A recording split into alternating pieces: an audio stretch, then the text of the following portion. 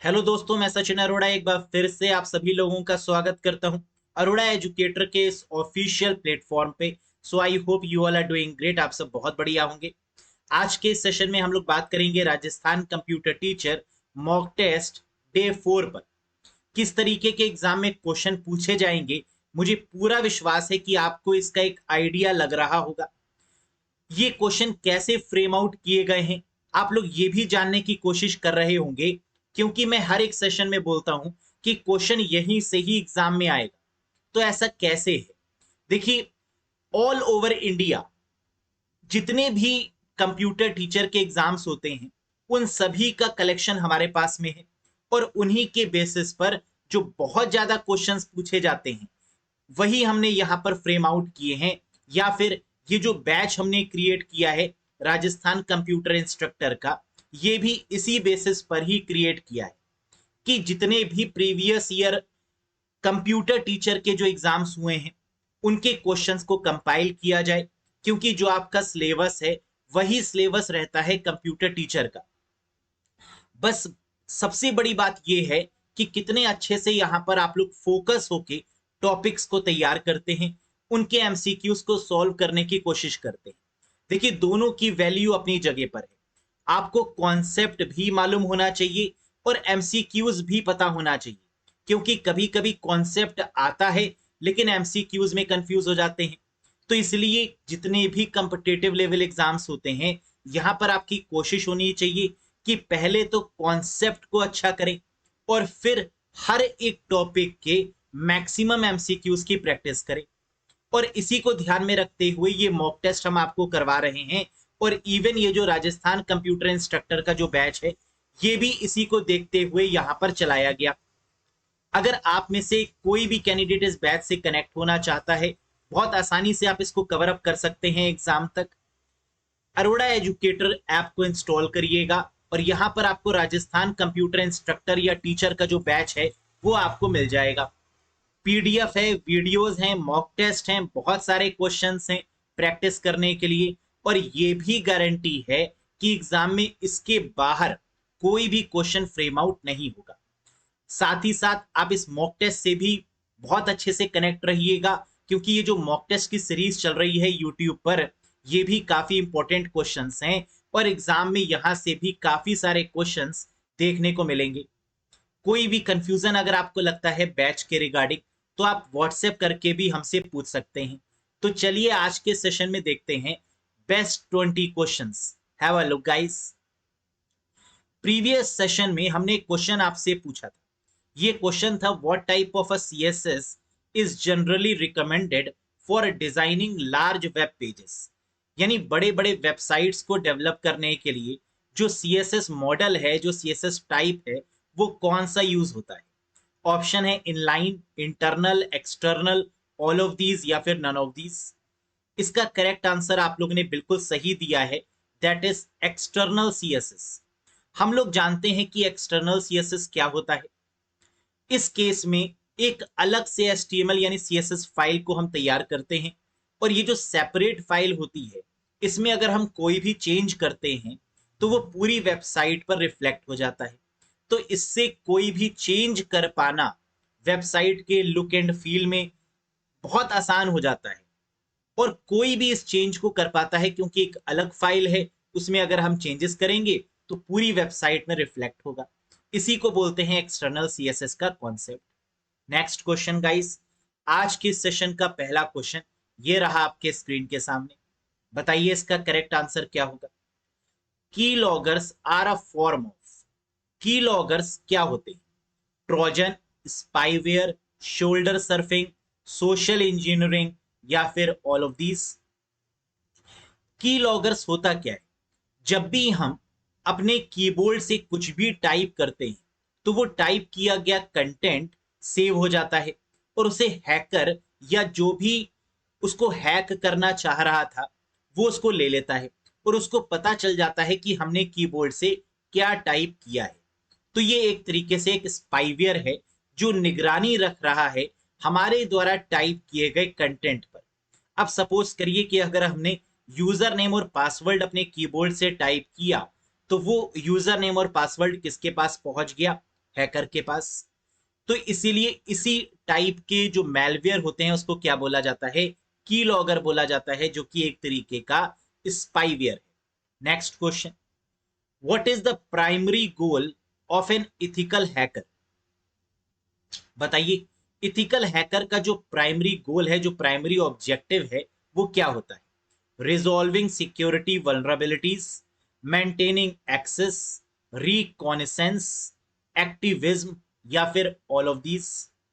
अब क्वेश्चन ये उठता है कि सर इथिकल हैकर क्या होता है? हैकिंग का मतलब हम लोग जानते हैं कि हमेशा निगेटिव सेंस में आता है। हमारी कॉन्फिडेंशियल इंफॉर्मेशन को, हमारी इंपॉर्टेंट इंफॉर्मेशन को लीक करना, या उसे डिलीट करना, या उसको ले लेना, ये हैकिंग के अंतर्गत आता है। इथिकल हैकर्स का मतलब होता है ऐसे लोग जिनको अपॉइंट किया जाता है नेटवर्क की जो वल्नरेबिलिटीज हैं, यानी नेटवर्क में जो लूफोल हैं, उनको अवॉइड करने के लिए, ताकि वो पकड़ पाए कि क्या कमी है उस नेटवर्क में और उसको पहले ही सुधार दें, जिससे कि कोई भी हैकिंग ना हो पाए। तो इसके लिए इथिकल हैकर्स को अपॉइंट किया जाता है। तो ये बहुत बढ़िया लोग हुए, होते ये हैकर्स हैं लेकिन पॉजिटिव तरीके से काम करते हैं। इसलिए हर एक कंपनी, हर एक ऑर्गेनाइजेशन या हर एक कंट्री अपने साथ इथिकल हैकर को रखना पसंद करती है। तो इसका प्राइमरी ऑब्जेक्टिव क्या है? रिजॉल्विंग द सिक्योरिटी वल्नरेबिलिटीज, यानी नेटवर्क या फिर सिक्योरिटी में जो लूफहोल्स हैं उनको रिजॉल्व करना ही इनका मेन उद्देश्य है, इनका प्राइमरी फोकस है। क्लियर है? नेक्स्ट देखिए, what is the maximum length of an SSID? SSID की मैक्सिमम लेंथ कितनी होती है? बहुत बार ये क्वेश्चन एग्जाम में पूछा गया है। बताइए, 8 करेक्टर, 16 करेक्टर, 32 करेक्टर, 24 करेक्टर, या 64 करेक्टर? अब क्वेश्चन ये उठता है कि सर ये बताइए, एसएसआईडी होता क्या है? वायरलेस नेटवर्क का जो नाम है उसे बोलते हैं SSID. The name of the wireless network is called SSID. जैसे कि आप लोग वाईफाई से कनेक्ट होते होंगे तो वहां पर आपको एक नाम दिखता होगा जिससे आप अपने नेटवर्क को कनेक्ट करते होंगे। इसी तरीके के नाम को बोला जाता है एसएसआईडी। और ये, इसकी जो मैक्सिमम लेंथ है वो कितने कैरेक्टर्स की हो सकती है? तो आंसर है मिनिमम 2 कैरेक्टर्स और मैक्सिमम 32 कैरेक्टर्स। तो करेक्ट आंसर यहां पर होगा दैट इज 32 कैरेक्टर की इसकी लेंथ होती है। अब क्वेश्चन ये उठता है कि एसएसआईडी की फुल फॉर्म क्या है? तो आंसर है सर्विस सेट आइडेंटिफायर।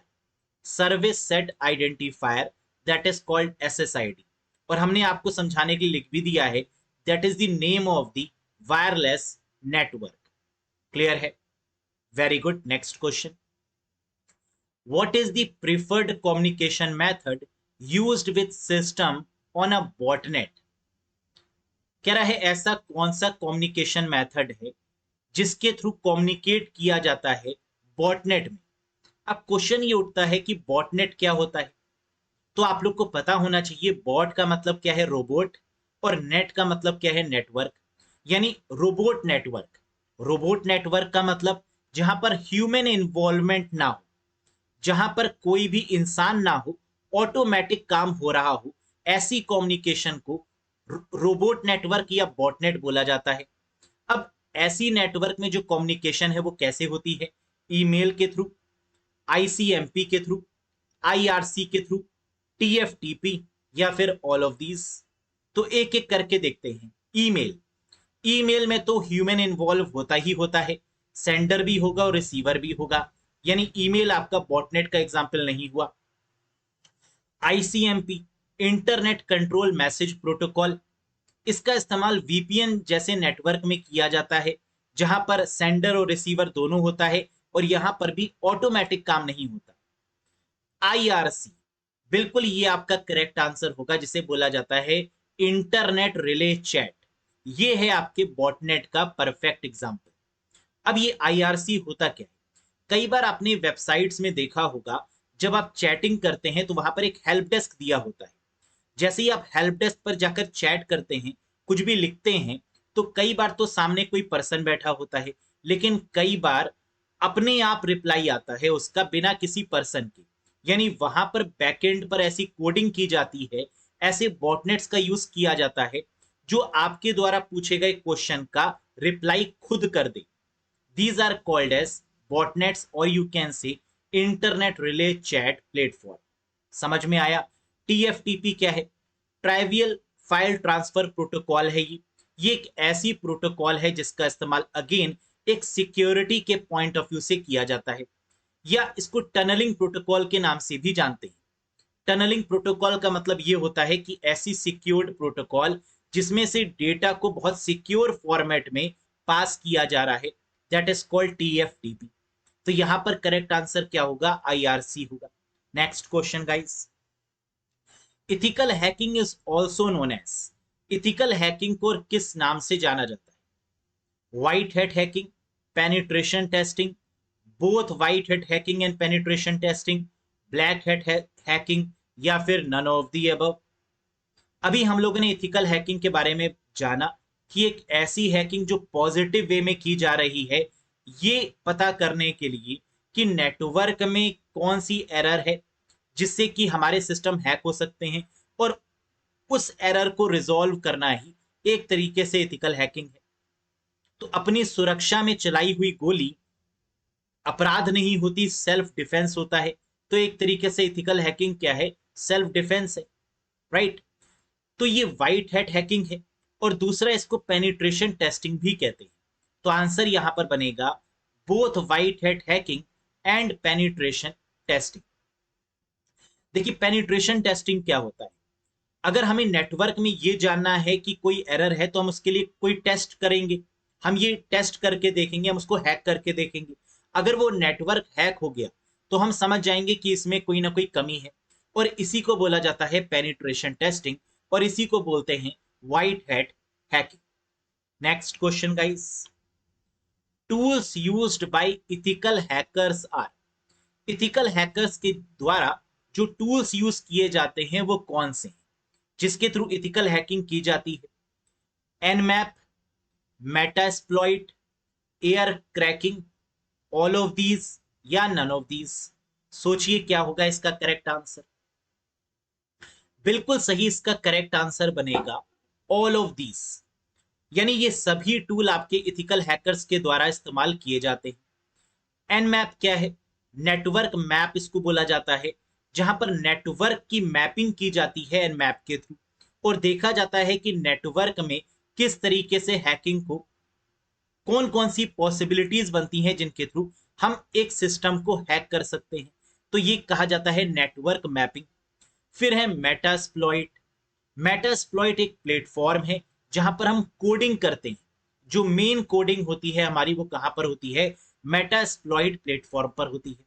और आखिरी है एयर क्रैकिंग, तीसरा जो बड़ा टूल है। वाईफाई को हैक करने के लिए जिस टूल का इस्तेमाल किया जाता है, जिस प्लेटफॉर्म का इस्तेमाल किया जाता है, उसको बोलते हैं एयर क्रैकिंग। तो वाईफाई आपका प्रॉपर काम कर रहा है या नहीं, या उसमें कोई लूपहोल है, तो उसको चेक करने के लिए एयर क्रैकिंग इसका यूज किया जाता है। ये तीन टूल हैं जिसकी मदद से इथिकल हैकर्स काम करते हैं। Next, after performing dash the ethical hacker should never disclose client information to other parties। अब क्वेश्चन ये उठता है कि इथिकल हैकर्स पर इतना भरोसा कैसे करें, क्योंकि इथिकल हैकर्स को तो सब पता है ऑर्गेनाइजेशन के बारे में कि कहां कहां पर कमी है, लेकिन वो किसी को बताते नहीं। क्यों? क्योंकि जब पेनिट्रेशन टेस्टिंग की जाती है उस दौरान, उससे पहले उनसे एक फॉर्म फिल करवाया जाता है जिसमें साफ साफ लिखा रहता है कि अगर कोई लूफोल हुआ, यहां पर अगर कोई भी ऐसी बात हुई जिसके थ्रू हैकिंग पॉसिबल है, तो आपको इस बात को कॉन्फिडेंशियल रखना है और इस पर काम करना है, इसको रिजॉल्व करना है। तो आंसर है after performing the penetration testing the ethical hacker should never disclose the client information to other parties. यानी याद ये रखना है कि अगर अगर इथिकल हैकर से रिलेटेड कोई क्वेश्चन एग्जाम में आ रहा है तो वहां पर पेनिट्रेशन टेस्टिंग या व्हाइट हैट हैकर, है ना, इन जैसे टर्म्स का इस्तेमाल होगा, वही आपके क्वेश्चन के रिस्पेक्ट में सही आंसर होगा। क्योंकि व्हाइट हैट हैकिंग बोले, एथिकल हैकिंग बोले, या पेनिट्रेशन टेस्टिंग बोले, ये सभी पॉइंट्स आपके एक ही जैसे हैं, है ना। These are the similar terms with respect to the ethical hacker. Next question guys, question number 8, which of the following SDLC model put much more emphasis on testing? कह रहा है इनमें से कौन सा ऐसा SDLC मॉडल है, software development life cycle model है, जिसमें सबसे ज्यादा जो एम्फेसिस है, जो फोकस है, वो टेस्टिंग पर किया गया। Waterfall model, agile model, RAD rapid action development model, VV model, या फिर all of these. Correct answer होगा वी मॉडल या वीवी मॉडल। हम लोग जानते हैं इसको वी मॉडल भी बोला जाता है और वीवी मॉडल के नाम से भी जानते हैं। तो वीवी मॉडल का मतलब क्या होता है? Verification and validation model. यही एक ऐसा मॉडल है एसडीएलसी में जिसमें सबसे ज्यादा जो फोकस किया गया है वो टेस्टिंग पर किया गया है। आप देख सकते हैं unit testing, integration testing, system testing, acceptance testing, चार चार तरीके की टेस्टिंग यहां पर परफॉर्म की जाती है वीवी मॉडल में, वेरिफिकेशन और वैलिडेशन के केस में। और हमने प्रीवियस सेशन में आपको यह भी बताया था कि वेरिफिकेशन और वैलिडेशन में क्या डिफरेंस होता है ना। आप समझ गए होंगे। नेक्स्ट देखिएगा question number 9, which of the following software development model is also referred to as the linear sequential model? कह रहा है इनमें से ऐसा कौन सा मॉडल है जो लाइनियर भी है, जो सीक्वेंशियल भी है? नाम बताइए। Spiral model, iterative model, waterfall model, incremental model, या फिर वीवी मॉडल। क्या होगा इसका करेक्ट आंसर बताइएगा। बिल्कुल सही, वाटरफॉल मॉडल, जो कि फर्स्ट मॉडल है एसडीएलसी का, ये आपका लाइनियर भी है, ये आपका सीक्वेंशियल भी है। ये एक ऐसा मॉडल है जो ड्रॉप डाउन मॉडल के नाम से भी जाना जाता है, तो that is called waterfall model. अब इस मॉडल के बारे में कुछ बातें याद रखिएगा। सबसे पहली बात कि यहां पर कितनी स्टेजेस होती हैं, तो आंसर है there are 6 stages in waterfall model. कौन कौन सी? Requirement, design, development, testing, deployment और मेंटेनेंस। ये 6 स्टेजेस होती हैं आपके वाटरफॉल मॉडल में। ये लीनियर और सीक्वेंशियल अप्रोच है, जैसे कि आप देख सकते हैं। फर्स्ट मॉडल है, सबसे पहला मॉडल यही है। Phases not overlap. सबसे इंपॉर्टेंट पॉइंट यहां पर यही है कि वाटरफॉल मॉडल में जो फेजेस हैं वो ओवरलैप नहीं होती, यानी फर्स्ट के बाद सेकंड, सेकंड के बाद थर्ड, थर्ड के बाद फोर्थ, इसी तरीके से फॉलो होगा वन बाय वन करके। और इसमें एक खास बात भी है कि ऐसा नहीं हो सकता कि फर्स्ट स्टेज से सेकंड में आए और सेकंड से फिर फर्स्ट पर जाएं, यानी ये सीक्वेंस नहीं हो सकता। अगर आपको लग रहा है कि पहली वाली स्टेज में कोई प्रॉब्लम है तो आप वापस नहीं जा सकते हैं वाटरफॉल मॉडल। आप फर्स्ट स्टेज को कंप्लीट करने के बाद ही सेकंड स्टेज में जाएंगे, सेकंड फेज को कंप्लीट करने के बाद थर्ड में जाएंगे, और थर्ड को कंप्लीट करने के बाद फोर्थ में जाएंगे, जो कि प्रैक्टिकली पॉसिबल नहीं है। क्योंकि जब हम किसी सॉफ्टवेयर को डेवलप करते हैं तो वहां पर हमें यह देखने को मिलता है कि अरे प्रीवियस वाले स्टेज में ये कमी रह गई, इसको फिर से रिजॉल्व करें। लेकिन वाटरफॉल मॉडल कहता है ना ना, आपको पहली स्टेज पर काम करना है अच्छे से और कोई कमी नहीं होनी चाहिए। तो इसका मतलब प्रैक्टिकल नहीं है ये। Not good for long projects. ये बड़े बड़े प्रोजेक्ट्स, यानी अगर कोई बड़ा प्रोजेक्ट है तो इसके लिए वाटरफॉल मॉडल को अप्लाई करना ये पॉसिबल नहीं। नेक्स्ट देखिएगा question number 10, which of the following model is proposed by Barry Boehm. कह रहा है इनमें से ऐसा कौन सा मॉडल है, और ये क्वेश्चन बहुत बहुत इंपॉर्टेंट है, जिसको बैरी बोहेम जी के द्वारा डिजाइन किया गया, प्रपोज किया गया। Waterfall model, V model, prototype model, spiral model, या इंक्रीमेंटल मॉडल। बिल्कुल यहां पर करेक्ट आंसर होगा that is spiral model. Previous session में भी हमने आपको स्पाइरल मॉडल के बारे में बताया था, जहां पर 4 फेजेस होते हैं। रिस्क मैनेजमेंट इसका एक इंपॉर्टेंट फैक्टर है। बैरी बोहेम इन्होंने दिया है जो मॉडल, जिसका नाम है स्पाइरल मॉडल, याद रखिएगा इसको। Next, NRPC remote procedural call is initiated by. Remote procedural call जो होती है वो किसके द्वारा इनिशिएट की जाती है? हम लोग जानते हैं नेटवर्क में जितनी भी रिक्वेस्ट है वो क्लाइंट करता है और जितनी भी रिस्पॉन्स है वो सर्वर देता है, और इसी तरीके के कम्युनिकेशन को बिल्ड करना ही आरपीसी का काम होता है। तो इसका मतलब आरपीसी को इनिशिएट करने का काम किसका है? क्लाइंट का है, क्योंकि रिक्वेस्ट कौन करता है? क्लाइंट करता है। तो आंसर यहां पर क्या हो जाएगा? That is second. Next, a remote procedure is uniquely identified by. कह रहा है रिमोट प्रोसीजर को यूनिकली आइडेंटिफाई किया जा सकता है किसकी मदद से? Program number, version number, procedure number, 1 and 2 only, या 1 2 and 3? बहुत सोच के बताइएगा। अगर हम आपसे ये पूछें कि रिमोट प्रोटोकॉल का नाम बताइए, name the protocol which is used for the remote purpose. Remote का मतलब होता है डिस्टेंस, यानी हम यहां पर बैठकर आपके कंप्यूटर पर कुछ काम कर पाए या आपके कंप्यूटर को सही कर पाए। आपने कहा सचिन सर हमारा कंप्यूटर सही नहीं काम कर रहा है, इसमें कुछ प्रॉब्लम लग रही है। हमने कहा रुको, हम अभी आपके कंप्यूटर को सही कर देते हैं यहीं बैठे बैठे। इसी को बोला जाता है रिमोट कम्युनिकेशन। तो रिमोट प्रोसीजर के केस में प्रोग्राम नंबर का होना जरूरी है, वर्जन नंबर का होना भी जरूरी है, प्रोसीजर नंबर का होना भी जरूरी है। तो करेक्ट आंसर बनेगा ऑल ऑफ दीज, यानी 1 2 and 3 is the correct answer. तो आंसर यहां पर होगा that is option number 5। Is that clear to everyone? Next, which architecture is followed by general purpose microprocessor. कह रहा है माइक्रो प्रोसेसर को डेवलप करने के लिए कौन से आर्किटेक्चर का यूज किया जाता है? Harvard architecture, von Neumann architecture जिसको जॉन वॉन न्यूमैन आर्किटेक्चर भी बोला जाता है, चार्ल्स आर्किटेक्चर, 1 and 2, या 1 2 and 3? क्या होगा करेक्ट आंसर? तो माइक्रो प्रोसेसर को डेवलप करने के लिए जिस आर्किटेक्चर का यूज किया जाता है that is called von Neumann architecture. आप लोग को बिल्कुल पता होगा कि मिस्टर जॉन वॉन न्यूमैन ये फेमस हैं किस लिए? Because he is known as the founder of, father of, इन्हें फाउंडर या फादर कहा जाता है कंप्यूटर आर्किटेक्चर का। और इन्होंने ही स्टोरेज का कॉन्सेप्ट भी दिया कि प्रोग्राम को स्टोर किया जा सकता है या डेटा को स्टोर किया जा सकता है। ये कॉन्सेप्ट किसने दिया? मिस्टर जॉन वॉन न्यूमैन ने। तो याद रखिएगा। लेकिन अब एक क्वेश्चन उठता है कि सर कितने तरीके के आर्किटेक्चर होते हैं कंप्यूटर में? How many types of architecture are there in computer? तो आंसर है there are 2 types of architecture in computer.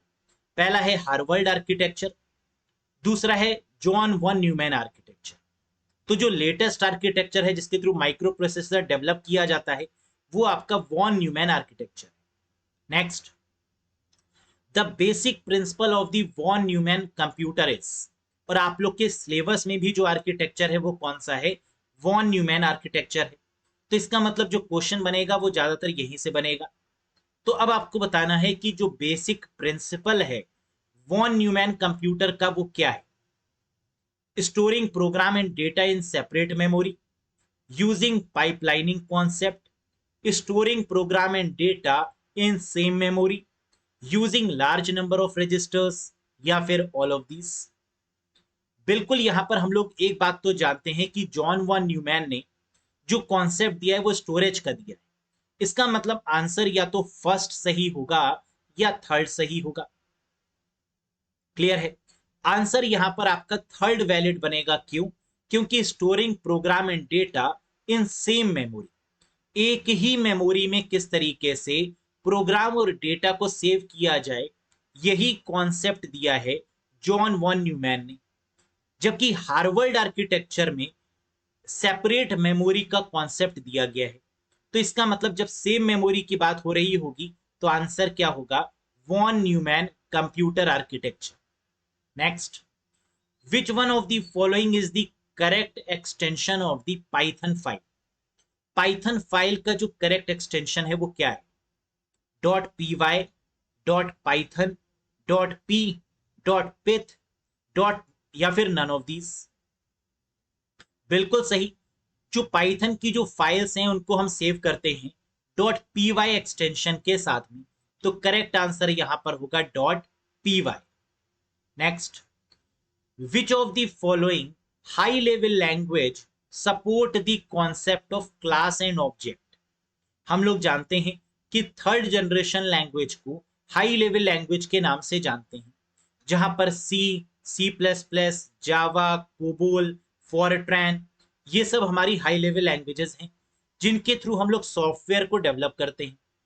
अब क्लास और ऑब्जेक्ट यानी ऑब्जेक्ट ओरिएंटेड की अगर बात करें तो C++ ही यहां पर करेक्ट आंसर होगा, जहां पर क्लासेस और ऑब्जेक्ट का यूज किया जाता है। So the correct answer is C++। Developed by who, मुझे कमेंट करके बताइएगा। Who is known as the founder of C++। Next, which of the following feature makes impossible to eavesdrop on GSM radio transmission। GSM का मतलब होता है global system for mobile communication, यानी एक ऐसा सिस्टम जिसमें सिम का इस्तेमाल किया जाता है, उसे बोलते हैं GSM। अब GSM में कह रहा है ईव्सड्रॉप। ईव्सड्रॉप का मतलब होता है हैकर। GSM नेटवर्क में हैकर का आना एक तरीके से इम्पॉसिबल है। ऐसा क्यों? सिम की वजह से, ऑन द एयर प्राइवेसी की वजह से, SMS पैकेट स्विच ट्रैफिक की वजह से, या फिर ऑल ऑफ दीज। तो GSM रेडियो ट्रांसमिशन या GSM नेटवर्क में ईव्सड्रॉप का मतलब हैकर नहीं आ सकता। क्यों? क्योंकि यहां पर जो प्राइवेसी यूज होती है उसका नाम है ऑन द एयर प्राइवेसी। अब आप कहेंगे कि sir on the air privacy का मतलब क्या है? ऑन द एयर प्राइवेसी का मतलब है इंक्रिप्शन।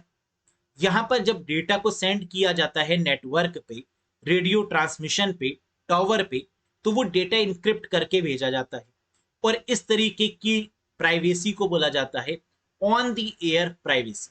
इसको याद रखिएगा, बहुत प्यारा क्वेश्चन है, और जीएसएम की फुल फॉर्म भी पूछी जा सकती है, तो आंसर होगा global system for mobile communication. Next, The Global System for Mobile Communication यानी GSM is a standard developed by the dash। GSM जो स्टैंडर्ड है वो किसके द्वारा डेवलप किया गया? Very very important one. ANSI के द्वारा, डरपा, IETF, पारसी, या ETSI। आंसी मतलब अमेरिकन नेशनल स्टैंडर्ड इंस्टीट्यूट के द्वारा, डरपा मतलब defence advance research project agency के द्वारा, IETF internet engineering task force के द्वारा, पारसी पहले एल्टो रिसर्च सेंटर के द्वारा, किसके द्वारा, या ETSI किसके द्वारा डेवलप किया गया है GSM? आंसर होगा ETSI, European telecommunication standards institute. इस ऑर्गेनाइजेशन के द्वारा जो स्टैंडर्ड डेवलप किया गया है वो क्या है? That is GSM। याद रखिएगा, ये दोनों क्वेश्चन पूछे जा सकते हैं एग्जाम में। दूसरा मतलब ETSI के द्वारा कौन सा स्टैंडर्ड डेवलप किया गया है, तो आंसर होगा GSM। या GSM किसके द्वारा डेवलप किया गया है, तो आंसर होगा ETSI के द्वारा।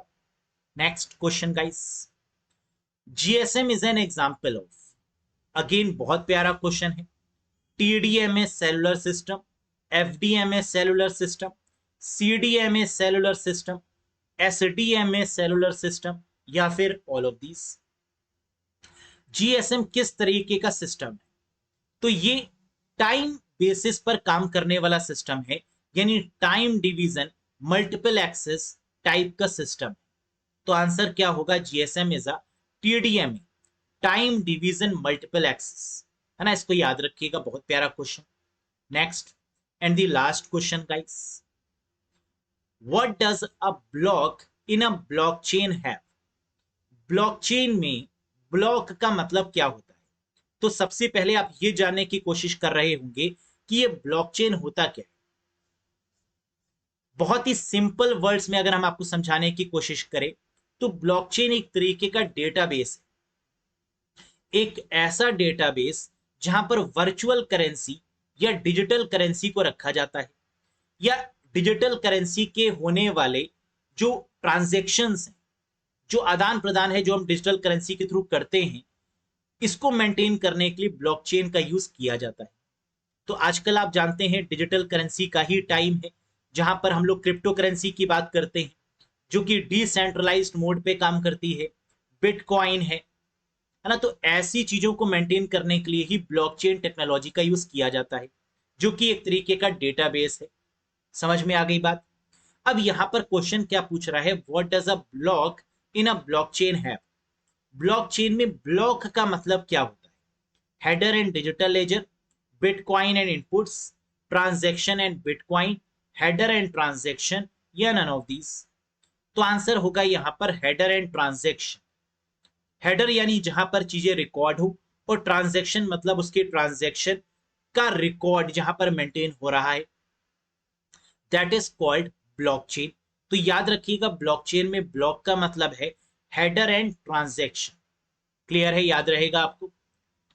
ये थे आपके बेस्ट 20 क्वेश्चंस। मुझे पूरी उम्मीद है कि 20 में से आपने मैक्सिमम स्कोर किया होगा। कितना स्कोर किया कमेंट करके जरूर बताइएगा। और मुझे पूरी उम्मीद है कि यहाँ पर जो क्वेश्चन है वो आपको समझ में आ रहे होंगे, और उनके आंसर्स भी आपको समझ में आए होंगे। किसी भी तरीके का कोई कंफ्यूजन हो तो कमेंट बॉक्स में जरूर कमेंट करके बताइएगा। आज का जो होमवर्क का क्वेश्चन है, जो आपको कमेंट बॉक्स में कमेंट करके बताना है, वो आपके सामने दिया हुआ है। बहुत ही प्यारा क्वेश्चन। What is blockchain? अब करेंसी ब्लॉकचेन है क्या एक्चुअली? ये करेंसी है, a ledger, a type of currency, a distributed ledger on a peer to peer network, या फिर नन ऑफ दीज। बताइएगा कि इसका करेक्ट आंसर क्या है। मैं इसका आंसर बताऊंगा आपको नेक्स्ट वीडियो में, यानी मॉक टेस्ट 5 के सेशन में। ठीक, बाकी आप कमेंट करके इसका आंसर मुझे जरूर बताइएगा कि व्हाट इज ब्लॉकचेन। कैसा लगा आपको सेशन, ये भी बताइएगा। अगर आप कंप्लीट वीडियोस की तलाश कर रहे हैं, अगर आप चाह रहे हैं कि एक बार फटाफट से जितना भी अभी तक हमने पढ़ा है उसको रिकॉल करें, कोई भी टॉपिक छूट गया है तो उसको फटाफट से कवर करें, तो आप इस बैच से भी कनेक्ट कर सकते हैं। राजस्थान कंप्यूटर इंस्ट्रक्टर का बैच, जो कि आपको अरोड़ा एजुकेटर ऐप पर मिल जाएगा। Best video classes, PDF notes, topic wise concept, topic wise MCQs, बहुत सारे mock test, most expected questions with 12 months validity के साथ में आपको मिल जाएगा। अगर आपको ये सेशन पसंद आया हो तो लाइक करिएगा, चैनल पर नए हो तो सब्सक्राइब जरूर करिएगा, और अगर किसी भी तरीके का कोई डाउट है तो आप बिल्कुल कमेंट बॉक्स में आप हमसे पूछ सकते हैं। आई होप कि ये सेशन आपको बहुत पसंद आ रही होंगी। ऐसे ही सेशंस में लेकर आता रहूंगा। आज के लिए बस इतना ही। Till then, bye bye and take care to all of you. अपना बहुत ध्यान रखिएगा, और एग्जाम में प्रेजेंस ऑफ माइंड के साथ में जाइएगा। और एक बात जरूर याद रखिए कि अपने माइंड को एक मैसेज जरूर दीजिएगा कि हमें सब कुछ आता है। अगर आप डेली दिन में ये बोलेंगे कि मुझे कंप्यूटर में कमांड है, मैं कर लूंगा, और कंप्यूटर आसान है, अगर आप इन बातों को डेली अपने मुंह से बोलेंगे तो ये मैसेज आपके ब्रेन तक जाएगा, और जो आप अपने ब्रेन को भेजते हैं वही आपका ब्रेन एक्सेप्ट भी करता है, और एक्चुअल में वही होता है। इसे बोलते हैं लॉ ऑफ अट्रैक्शन। तो आप कभी ये मत बोलिएगा कि शायद कंप्यूटर में 40% कर पाए। कुछ लोग कहते हैं कि सर बस इतना करवा दीजिए कि 60% या 50% मार्क्स आ जाए। तो अगर आप खुद 50% अपने माइंड को मैसेज दे रहे हैं तो वो 40% ही करके आएगा। तो इसलिए हमेशा ये बोलना है कि कंप्यूटर में फुल आउट ऑफ फुल हम करके आएंगे। ऐसा कौन सा क्वेश्चन है जो हमें नहीं आता होगा, है ना। सारे क्वेश्चन आती होंगी। बस इसी कॉन्फिडेंस के साथ में आपको जाना है, और इसी कॉन्फिडेंस के साथ में जो आपने पढ़ाई करी है, जो मेहनत करी है, इसको इंप्लीमेंट भी करना है। बाकी ये सेशन डेली हम लेकर आएंगे, जिससे कि एक बूस्टअप आपको मिलेगा। जो आपने पढ़ा है वो आप रिकॉल कर पाएंगे। That's all for today guys. Thank you very much. Bye bye and take care.